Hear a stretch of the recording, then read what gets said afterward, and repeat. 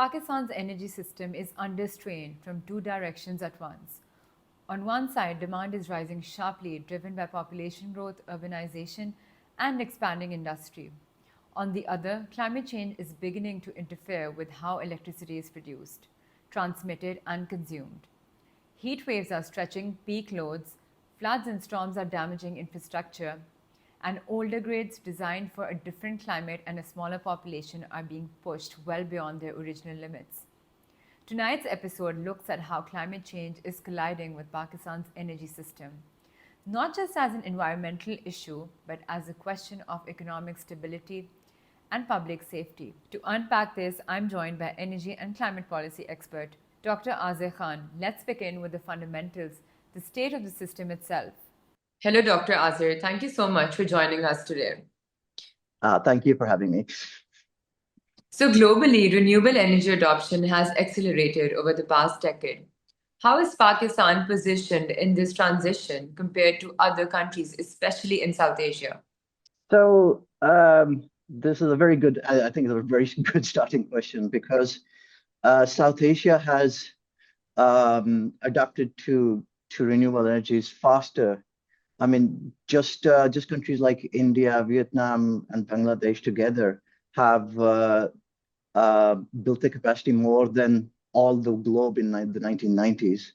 So we could say that the competition is tough. So if we look a bit at the South Asian market, the biggest player in that is India, and they've gone up to 180 gigawatts, which is quite high values. Smaller countries like Vietnam have gone up to 15 gigawatts of renewable energy in their grid system. Bangladesh has done a very, very small scheme, just similar to Pakistan, but with more microfinancing, where they have millions of houses which are like being solarized themselves. And Sri Lanka, for example, has infused a lot of wind energy into their grid. So the competition is tough. But when it comes to Pakistan, we see and we hear, and this is the general the consensus that, we have a lot of solar panels that have suddenly come up and everything. And it's visible. We're talking about it. The governments are talking about it. People are talking about it and all. That is all good, but it's not the complete picture. We do have a lot of capacity, and we do have a lot of, we've got the environment for solar, for wind, for hydro. We have the environments for them. We have like a big installation potential, but the utilization is still very low. And the reason for that is that we're concentrating a lot on the generation side of things. So, I mean, you'd understand that when this question is asked, how does Pakistan compare when it comes to generation deployment and when it comes to having the technology of the panels? We're quite good. I mean, it was getting cheaper. We're importing a lot of these solar panels and everything. But when it comes to actual utilization of it, its inception into the grid, or its any financial frameworks and how policies are built around it, we're quite seriously lacking in that aspect when it comes to our brothers in the rest of the South Asia. I'd say in this current scenario, Pakistan is playing more of a bottom-up scenario, just like it started off with the CNG era back in the early 2000s, that you had private people putting these up, and you had a lot of generation, and you had a lot of CNG kits at that time. But it's not being integrated well. It's not being utilized, and quite truthfully, it's not even being reported correctly.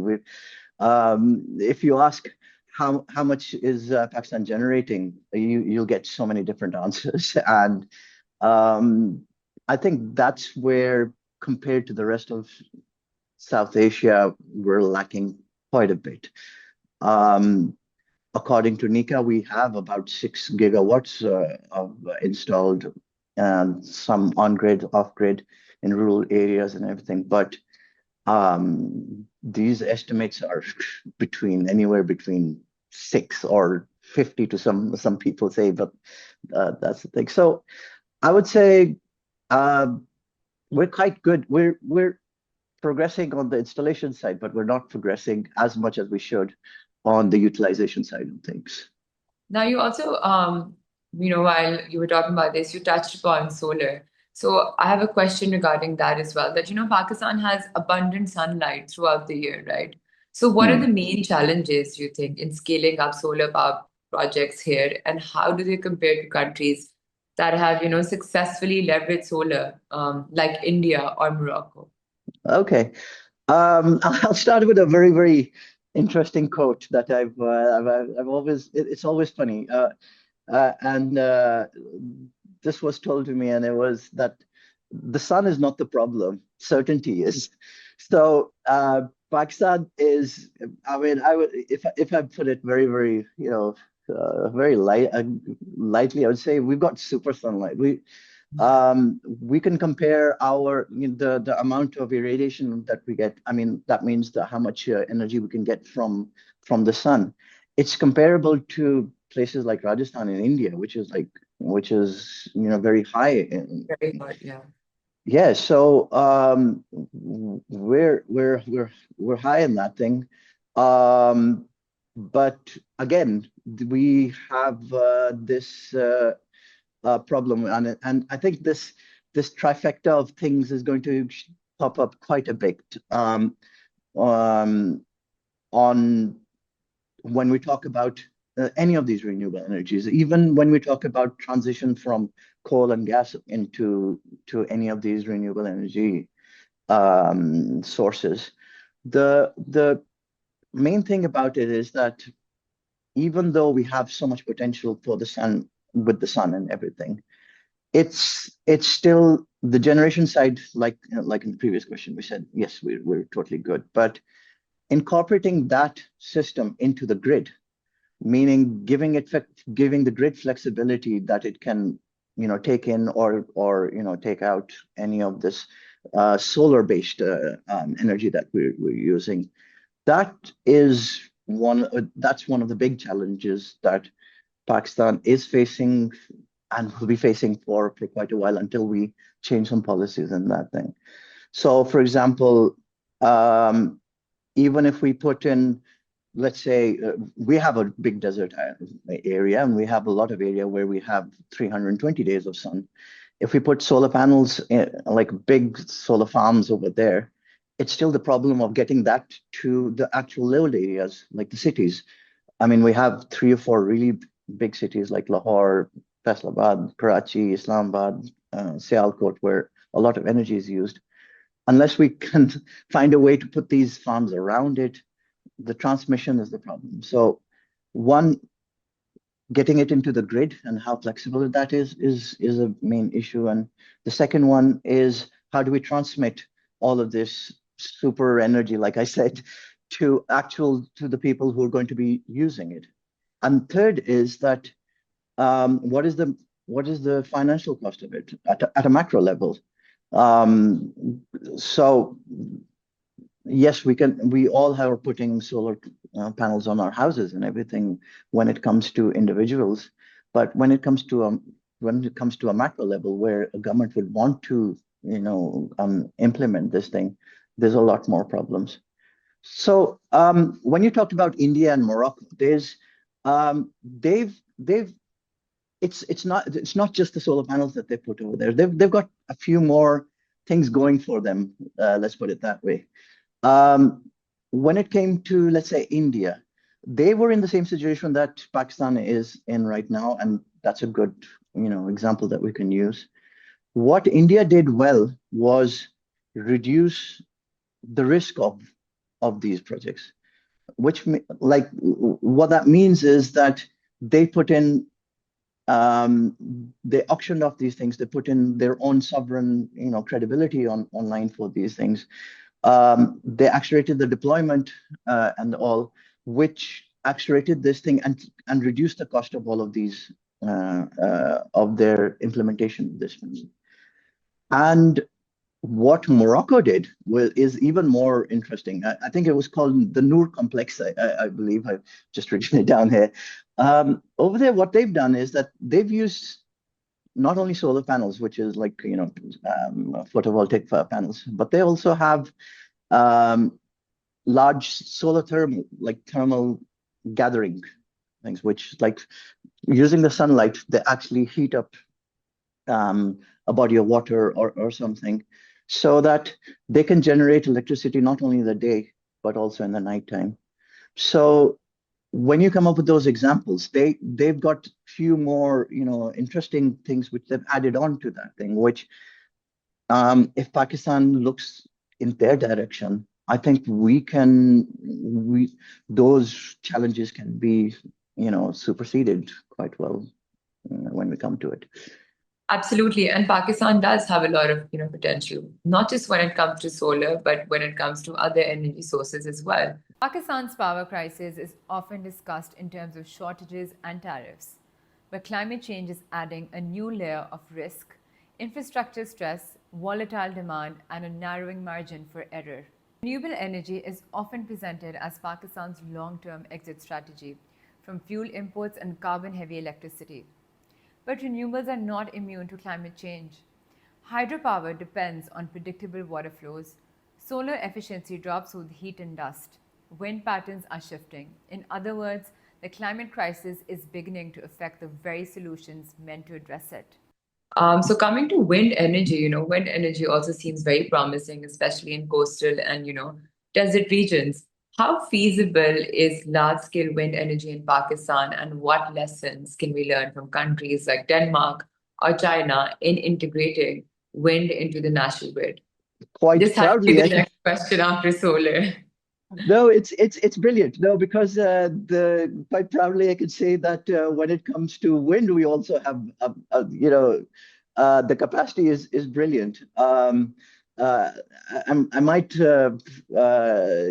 mess up this pronunciation, but the Garo Jinkar Jinpir region, it's a corridor of about 180 kilometers by about 76 kilometers, in which you have winds which are constantly of about 7 to 8 meters per second, which is really brilliant for that. And the potential which some people are saying for this region is about 50 to 60 gigawatts, which is quite high.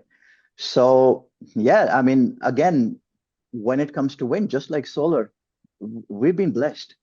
But again, I'll come to the trifecta of a bit of where we're lacking again when it comes to the wind is that this corridor, maybe we can supply to Karachi and to some areas, but supplying to the actual areas where we need this thing, that becomes a problem because of the problems we have with transmission. Again and again, I keep on coming up back to transmission, that and it's interesting that there's a quote I read somewhere that generation. Oh wait, I think I might have written it somewhere. It was like that generation is a lovely word, and it's visible and it's really good, but transmission is hidden, and it's much more critical than generation. So that's the same problems that we have. You talked about Denmark. Yes, let's say, yeah. Denmark's the reason why they're doing very well, obviously they've also got a good wind system and everything, is that they have put in the flexibility in their grid. That their wind system, the energy that they generate from the wind is very quick for them. They can switch it on and off very quickly. That's what I mean by flexibility. So when there's perfect wind and everything, it can switch up really quickly and start supplying to the grid, which is flexible enough to incorporate in. But when the wind gets too fast and you have to slow these wind turbines down, and that's when it comes to wind, we think, oh, the more the wind, the better, it'll just, rotate faster. But unfortunately, that's not really how it works. there's a limit of how fast you can have these fans rotate and how much you can generate. So if it goes below the wind, you lose power, and if it goes beyond that thing, most of the time you have to actually shut it down. So having the reason why Denmark is doing very well, that they've been able to start up and shut down very quickly. Their flexibility is really good, and they've been able to mix it with other systems. That means that they've been able to supply it not just to one area through one transmission, but to several sources at the same time. The same thing is with the United Kingdom. They generate, I believe it's up to 50% now of their energy through wind.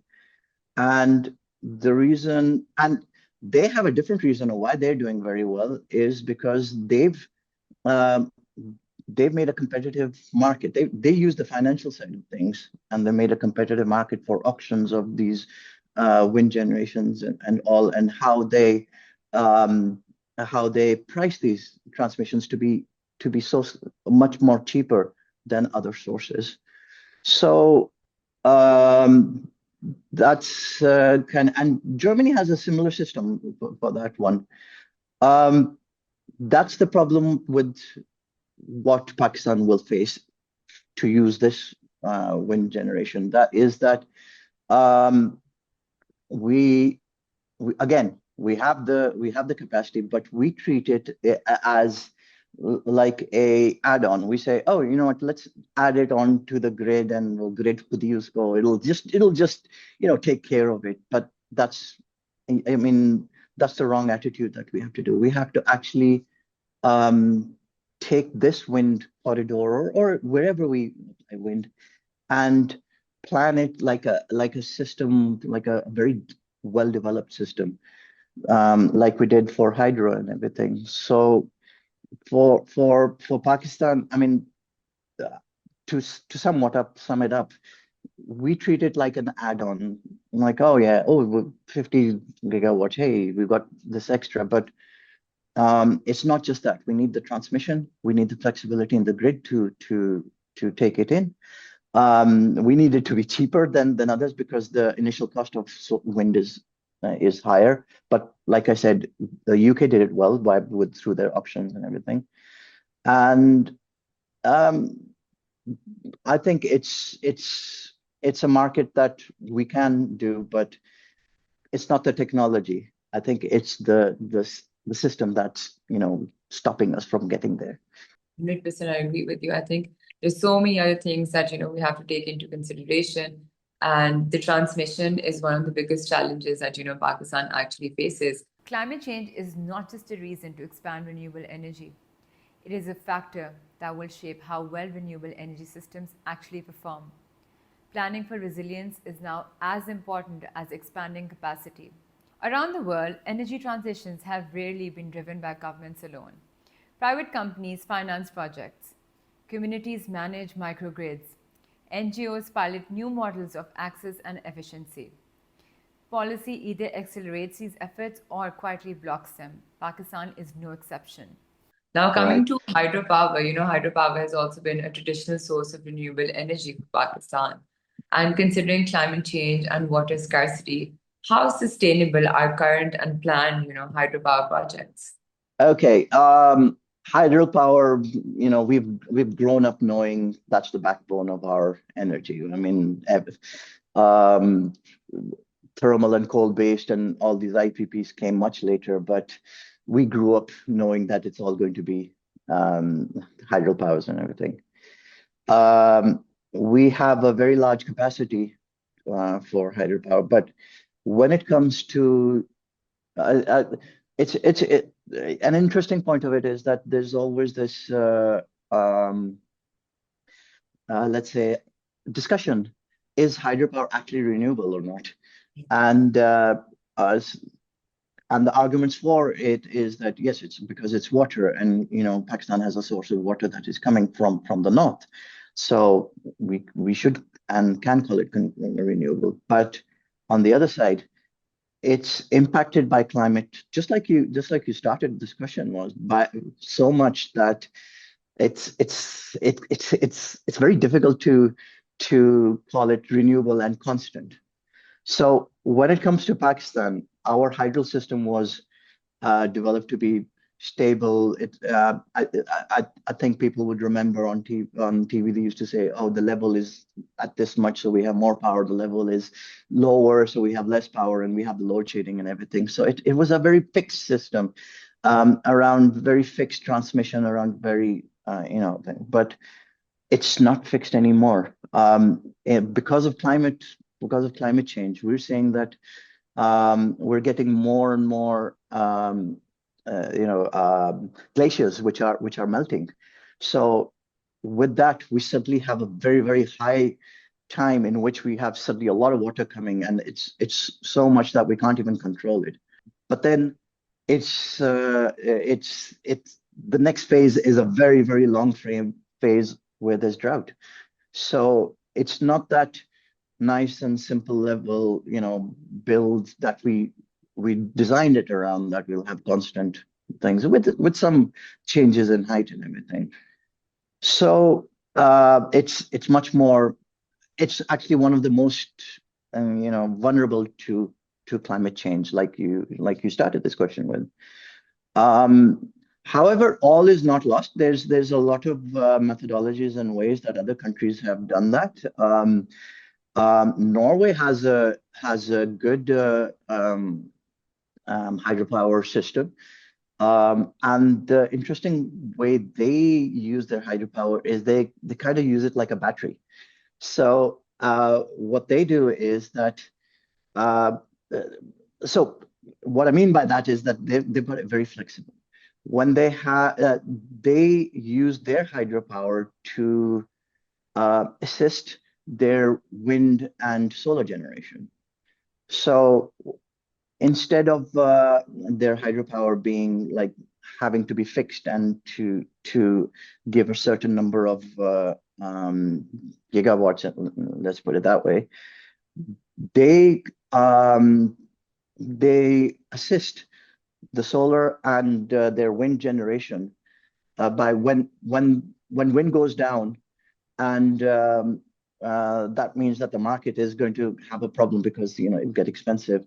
They can flow their hydro power into that thing and balance it out. So this terminology called balancing is a really key point in all of when I talk about flexibility, that your grid is providing a certain amount and suddenly it goes down. You want these renewable energies, just like hydro, solar, and wind that we said, but it needs to be able to come in at a rate where it does not disrupt the grid itself. So if the grid goes down in its capacity, these energies should be quick to replace it. But it shouldn't be not that quick that the whole grid gets shaken up.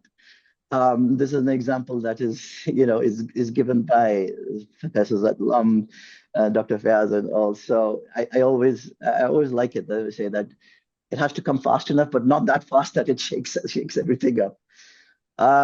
There's a few other. I think I've written a few other countries down. Ethiopia is an interesting country that I found out when it comes to hydro, because they designed it around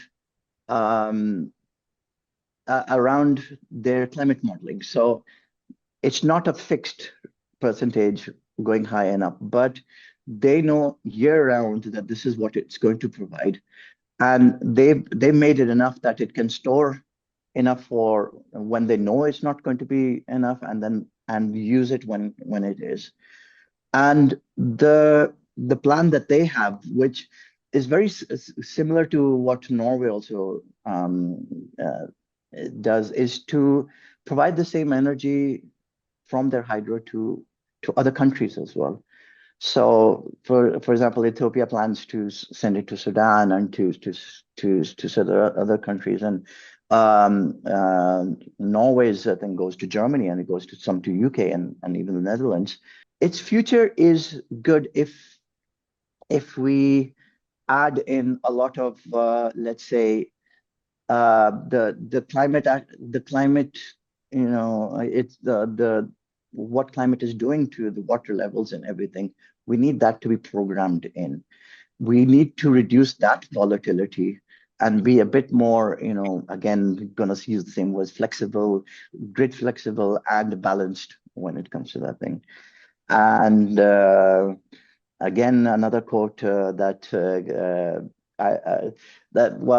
quote I did read. I was given it to me by ChatGPT, but I think it took it from somewhere because it sounds something like which would be done by some Sufi poets and everything. But they say that rivers, they're very violent when they're young, but they're very fragile when they're old. So that's the same thing about our hydro system, that our rivers are also changing, and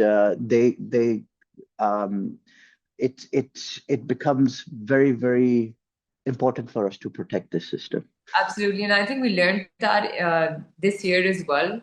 Yes. When the floods came, like we learned that, you can't outsmart like nature. Nature will always, find its path, and rivers do not forget their path. I think we learned that, especially when it came to River Ravi in Lahore. Energy transitions depend as much on institutions and incentives as they do on technology.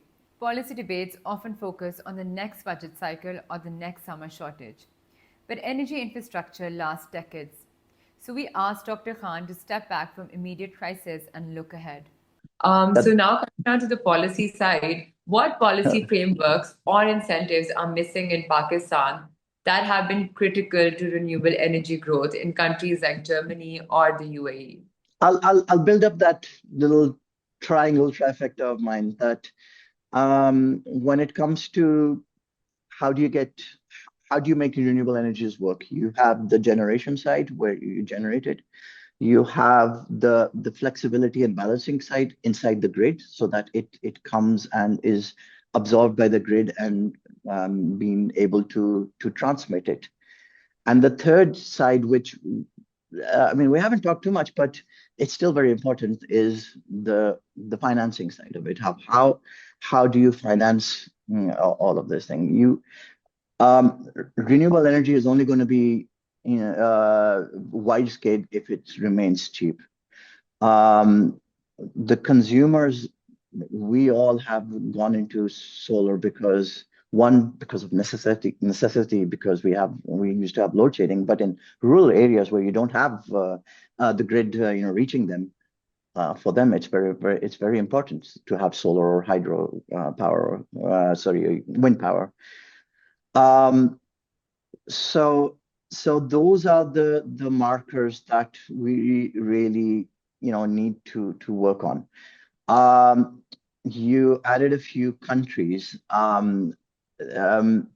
Let's look at some of these countries, and let's look at the aspects of those three triangles that they've taken over. You don't have to.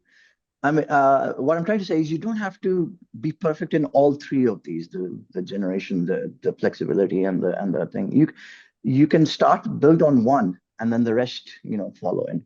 So, for example, for Germany, Germany had a system where it started auctioning off it made it more of a community, based system where people could, create their own energy and sell it or buy it however they would. So that was more of the financial incentive side where people were able to take care of their energy and everything. UAE, on the other hand, went completely utility side. So just like Pakistan went utility side with their hydro, they went the utility side. Instead of making it into smaller areas, they went into larger, solar farms, just like India has done. But they backed it up with like 25 years, sovereign credibility and creditworthiness. So Germany was able to make it affordable that smaller communities were able to implement it and utilize it inside themselves. Whereas UAE it so made it so much incentivized to people to come and invest into that thing that they made it cheaper that way. So you have like two different ways of how do you make it cheap. And UK has another interesting way. What they do is it's called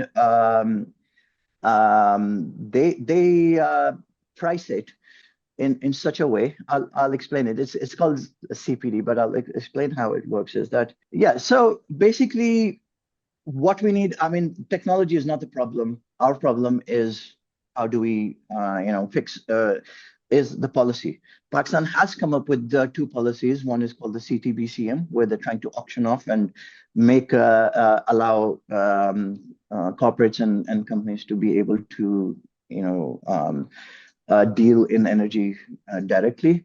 And there's an IGCEP, which is a system where they're trying to add in all. So in short, we need a lot more policy development, and that's the main stopping point of this. Like you just mentioned that in short, we need a lot of policy development. And I think Pakistan has a long way to go when it comes to this. And it's time that, we actually sit down and make some policies with amazing incentives for the citizens as well. Because climate change is something that we're facing every year. And we need to start depending on other, energy sources. And we need to actually tap into our potential. And that can only be possible by collaborating with all the strategic partners. Thank you so much, Dr. Aazir, for your brilliant insights. Pakistan's energy future will be shaped by two forces it cannot control: climate change and population growth, and one it can: policy. The choices made now about infrastructure, planning standards, grid investment, and renewable deployment will determine whether electricity becomes more reliable, more fragile, or more unequal. Climate change is already testing the system. The question is whether the system is being rebuilt to withstand it. I'm Mahin Azam Khan. Thank you for watching.